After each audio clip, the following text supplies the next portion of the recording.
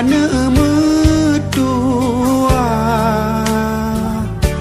wasit di ayah kebijah mata dengar hai Saya Azamul Zayan mengucapkan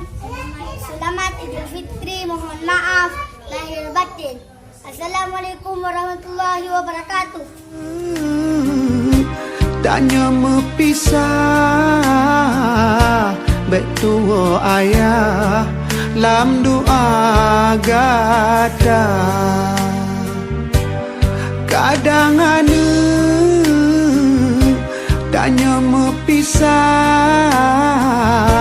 betua ayah lam doa gata hudep hai ada umpama domba makin si urang hau tangan jaga tak salah langkah hai ada tajak di buma oh sayang merana duduk dia ngil masya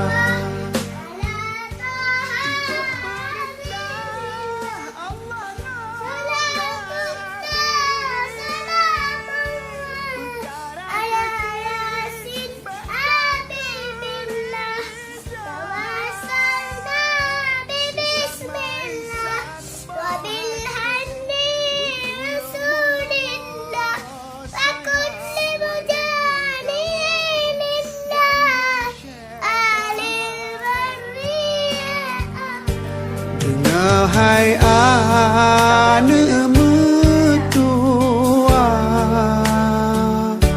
wasiat di ayah kebijah mata kadang ane